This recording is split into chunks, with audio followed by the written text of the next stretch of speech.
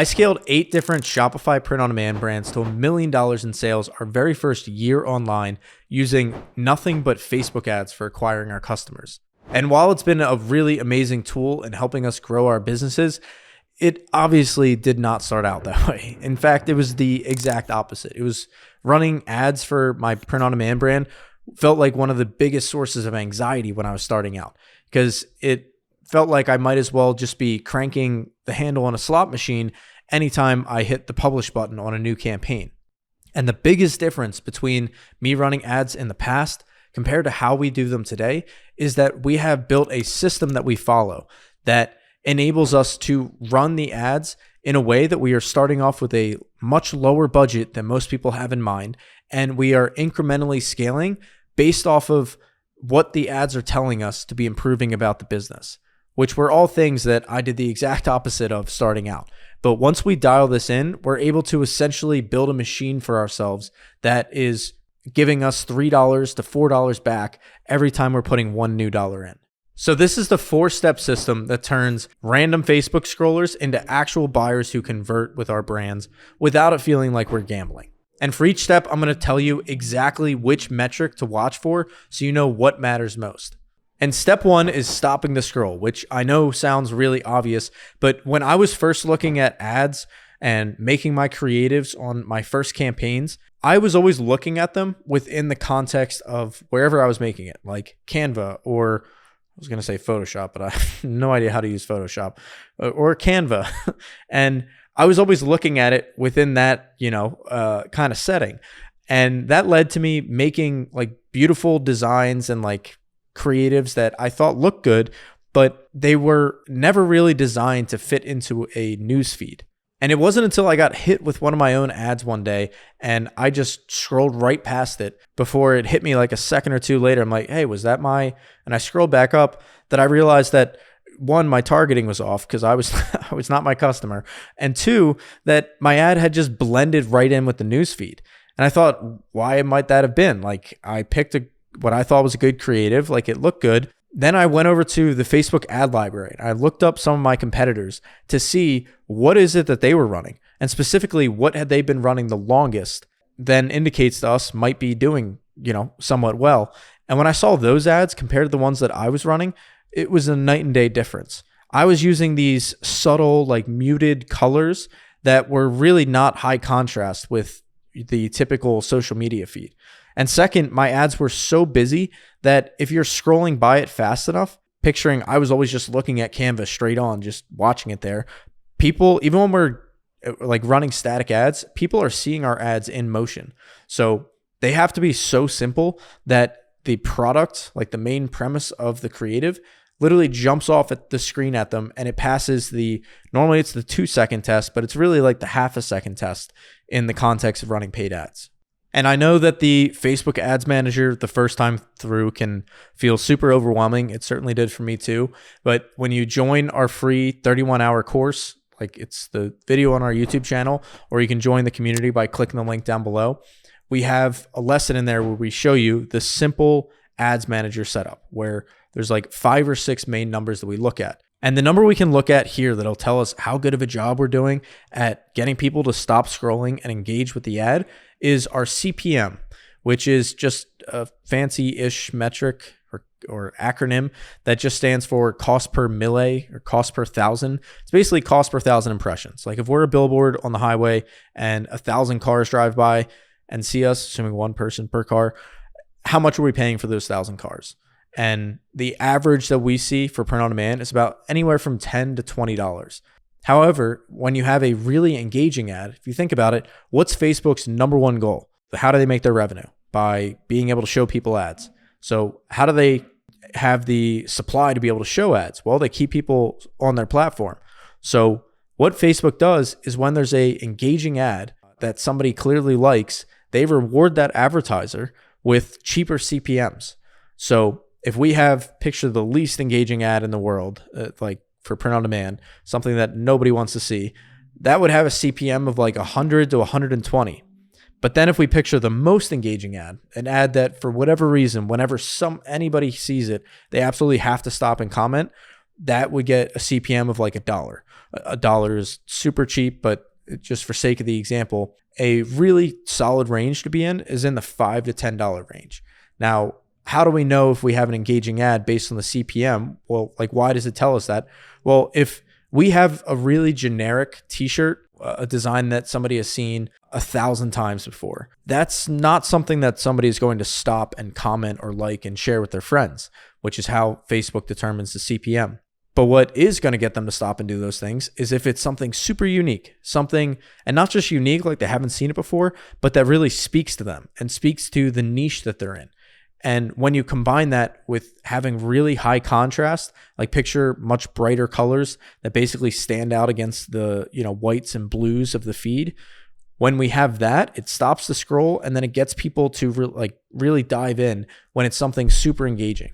Any times that I've run ads that are or products that are very generic, they never do well. And the CPMs are in the $15 to $25 range. And I see a lot of people that are running ads for the first time, just to be perfectly blunt, their designs are not that good, which is okay. My first 1,000 designs were horrendous. I don't want anybody to see them, but that's the real reason that they don't perform well 9 times out of 10 is the designs are just not good. The good news is that that's a very fixable problem, but we can't just pretend like it's just Facebook is a waste of money when we're putting essentially garbage up on a plate and showing it to people and then nobody's buying. It's and I'm not calling anybody's designs garbage. I'm speaking to myself. Some of the stuff was stick figures, we're better than that. But anyway, and then once we get them to stop and engage with our ad, then we have to really draw them in. And that's step 2 is make a connection. We don't want them to feel like, oh, this is just another t-shirt store. We want them to feel like this brand actually gets me. And this happens from a number of different parts of our ad. So number 1, our ad copy, which is what we're actually writing above and in the headlines. And then it's the emotion of the creative. Again, what we were just talking about with the design. And the simplest example for this is oftentimes the best, which is picture ad copy where it says t-shirts for sale. That's, okay, if I'm a big t-shirt fanatic, then maybe I'm, getting drawn in by that. Opposed to if it says Mother's Day sale, which would be one step, better. But then imagine ad copy where it says mothers of twins and triplets t-shirt sale, that kind of thing. Now, obviously you want to go down to the level of the niche that, for example, yoga, you can address them as the yoga niche. You don't have to go Bikram yoga lovers to begin with. We start broader, but the ultimate intention is get to a place where we're able to speak directly to who that target customer is so that we make them feel like our ad was made just for them and nobody else in the world, even though obviously we pick a large enough addressable market that there are lots of them, but we want to make them feel like they are special. And so the more generic the copy, and I think a lot of people, myself included, when I started out, I had no idea how to write copy or anything of the sort. Fortunately, now we have ChatGPT, but just picking one set of ad copy and pairing it with the 5 ads that we made in the beginning, and they're normally pretty bad designs, it's, not a winning formula. So if we're doing those things, we can't be blaming the Facebook engine that has clearly worked for lots and lots of advertisers, everything from super tiny to, Fortune 500 companies. They're not all stupid. They figured something out, and that's exactly what we're covering here. And at this step, the way that we're able to tell how good of a job we're doing with, number 1, stopping the scroll, number 2, drawing them in and making a connection, is by looking at our cost per link click. And again, reference the simplified WeScale dashboard that we show in the community. It's basically ROAS, purchases, CPA, cost per link click, CPM. When you're looking at those simplified metrics, the one we look to in this case is the cost per link click, because the cost per link click is just a formula. It is the CPM, which we just covered, times the link click-through rate, which link click-through rate is if, out of 100 people who see the ad, what percentage of them actually click. So if you think about it, CPM is the cost per 1,000 people going by. So if we just cut a 0 off that, say it's the cost that we're paying for 100 people to see us, say if that's $10, then if we have the number of these, 100 people that are actually clicking, that's the link click-through rate. So say we have 5%, we got 5 link clicks for $10 in spend. That would be $2 cost per link click. So here we're looking at the cost per click because it's the combination of those things. And to give some benchmarks, the typical range that we're aiming for when it comes to the cost per link click is anywhere from 50 to 75 cents is ideal. But I have certainly seen brands that can scale at the 75 cent to $1 range, because it does vary account by account. Like I've had brands where we were perpetually at, 20 cent cost per link click, but then the conversion rate was always, in the lower twos. And the average order value was like 45, but it's still netted out to, being a very profitable return. But just point being that benchmarks are good for speaking in general terms, but your own ad account, like your niche, will, always vary slightly. And the second part of this is we have to give them a reason in the ad copy that they have to click now, not next week, not tomorrow, not in an hour, right this second. So there needs to be some kind of urgency or scarcity. Scarcity is harder with print on demand because, it's endless, it's on demand, but you need some element of that. This can be, and there's lots of different things you can do here. Honestly, ChatGPT can help brainstorm a lot, but it can be everything from like a new collection that you've just added, or like if it's, spring is heading out of season, you could say like spring ending sale or like 4th of July sale, like whatever it may be, having some kind of discount or incentive or first time customer sale. You just need to have some reason for them to click right now. Then that all bundles up into the cost per click. And then assuming that we've done all those things well, then we're moving into the next step, which is we have to show proof. We have to have some reason for people to be willing to convert on the site. And when I started out, my site was just like a fever dream of apps, and it looked like the App Store had vomited on my store, to be completely honest. And so site speed was terrible. And it wasn't until I saw a woman scrolling on her phone, like out to dinner one night when we were frustrated about the performance that we were having of late, like, up until that point in our lives pretty much, and we saw her like scrolling like that. Like she wasn't like intently reading one thing at a time. She was just scrolling like that. And then she actually clicked onto a site and then scrolled that in a similar manner. And what we realized from watching that was that nobody cares about like the apps and stuff that we're putting on there as much as we do. All the customers want when they land on our site is they want to see the product that they asked for, that they clicked for. They want to see a reputable looking organization with, some kind of customer reviews, ideally, but not a necessity to launch. They want to have confidence that they can enter their payment information on that site. They're not going to get scammed or ripped off or something. And they want to know what happens if they order the product and it turns out to be not as advertised or not the right size or anything like that. So each one of those things are pain points or, aversions that somebody would have to checking out on our site that we can get out in front of and make sure that we're delivering on that. So nowadays, what our sites look like is very stripped back, just big images of the products that people clicked on at a fair price.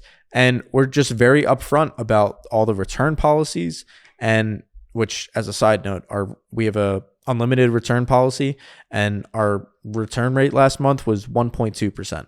So like add that in and it's a great marketing point. And we mentioned that like the average order ships out in 2 to 3 business days.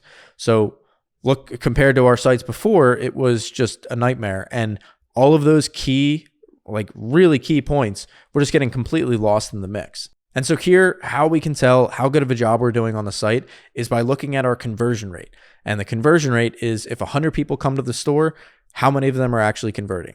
And on average, we aim for about a 2.5 to a 3.5% conversion rate.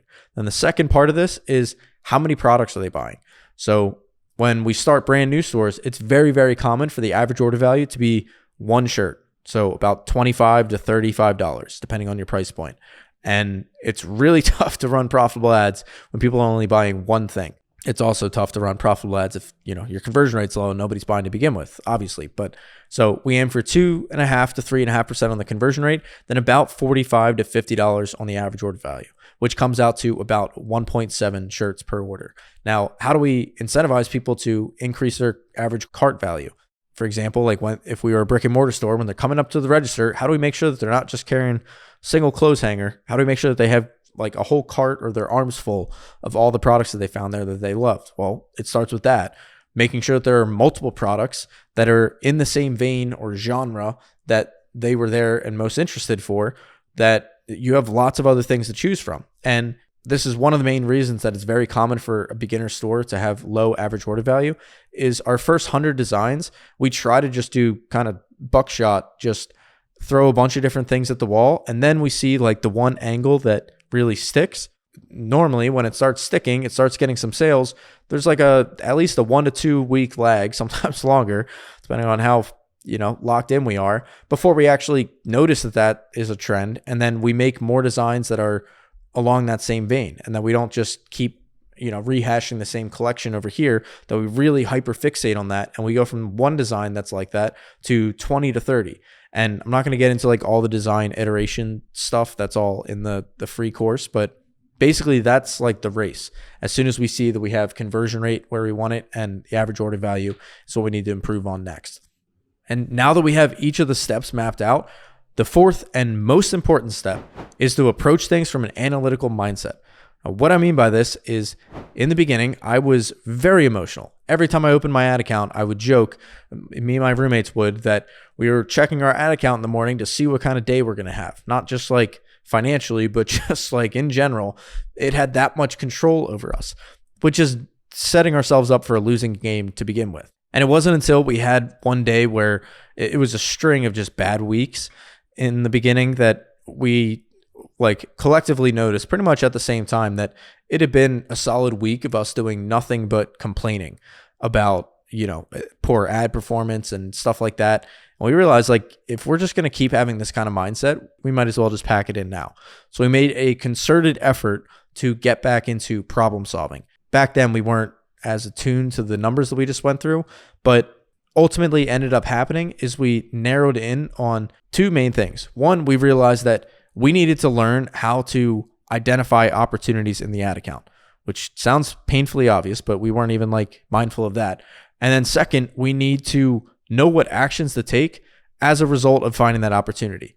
So what that comes down to is, now anytime I'm looking at, doesn't matter if it's my store or one of the hundreds of student stores that we've worked with, whenever I'm looking at anybody's ad account or their business in general, I run through the same three numbers every time. Number one is, what's the ROAS? ROAS is return on ad spend. How are we doing overall? And if that's at like a 2.5 to a 3 plus, then we're good. Then we're just in optimizing and scaling mode. If we're at like a 2 to a 2.5, we're in like, we need to stabilize this. Like, let's see what's working. Let's prune some of the hedges. And then if we're at like a 1.8, 1.9 or below, then we are very actively keeping the budgets as low as possible, meaning we go like 3 to 4 day cycles, about $25 a day. So if you take that out over a month, it's $300 to $400 per month. Now, ideally, that's not just money we're setting on fire. We should be getting at least some purchases back to offset that. And even if you run it a 1 ROAS, like, which is very attainable, like doesn't matter how bad our collection is, even if you want to run at a 1 ROAS, you're still offsetting at least like 40% of that. Meaning if you spent $400 in a month, that's 4 weekend cycles running 4 days a piece at $25. Even if like 40% of that is offset, then that's like, you're only actually spending like $240. Next, we look at what's their cost per click. And if their cost per click is really expensive, or if my cost per click was, then the first place that I'm looking is, what's our CPM? Like, are we getting people to stop? And are we getting them to engage? And this is where 90% of the bottleneck happens. And it normally just comes down to, we need to make more better designs. And then all of our focus goes there. Like, we ignore everything else. And then once we've dialed that in, then we move on to, are people converting? If they're not, then we need to simplify the store. We need to make sure that we're answering like the main 5 questions that we talked about. And then finally, are they buying enough? And if they're not buying enough, again, normally comes back to, we don't have enough like essentially high quality designs that are related to the one that people are interested in. And we just keep rinsing and repeating that cycle. And we do it like 3 to 4 days at a time, because then we would run the ads, see where the results end up, and then we would take action for the next 3 or 4 days, not having to be worrying about, spending money on ads while we're like getting caught up. And that's where most people, they just get into like stasis, where they launch the ads, they don't get good results, not really sure what to do next. So we kind of let it drag on a little bit longer than we're comfortable. And then we think that we should probably start doing something. So normally in that first couple of days, we're not really doing anything. We're just watching and hoping. not even working on anything else. And then we realized, okay, I should probably be doing something else to like try to fix this. So then maybe we go to try to make more designs. Meanwhile, we don't really shut the ads off. They're just still running. So it's stress building up and finances building up. And we haven't set aside the exact dollar amount that we're comfortable spending to begin with. So all of those things are just working against us.